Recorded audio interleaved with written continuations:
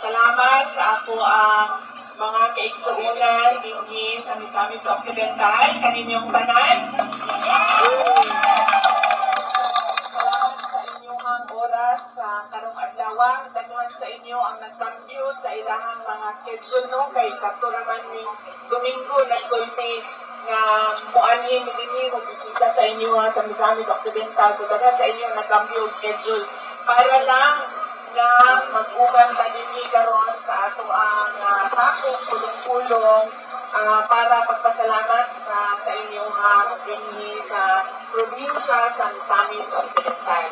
Ikaduha ang ako ang mga pagpasalamat sa mga lain-lain na grupo, Hakbang ng Maisog, daghang salamat.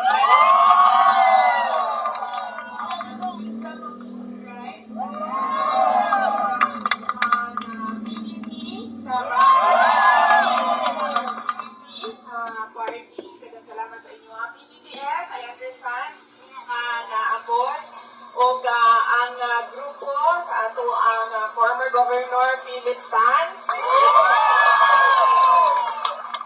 Daghang salamat sa inyo ha. Napapagod na din Tan na grupo na naanini karon. NRRD, daghang salamat sa inyo oras karong adlaw.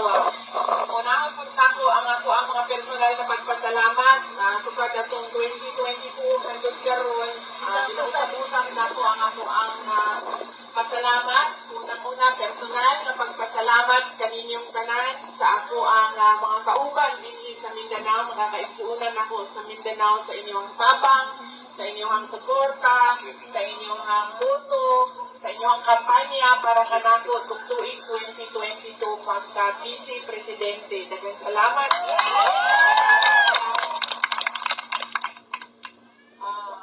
Ikaduha ang pagpasalamat nako isip inyong Vice Presidente sa inyong padayon na suporta sa amo ang opisina sa Office of the Vice President.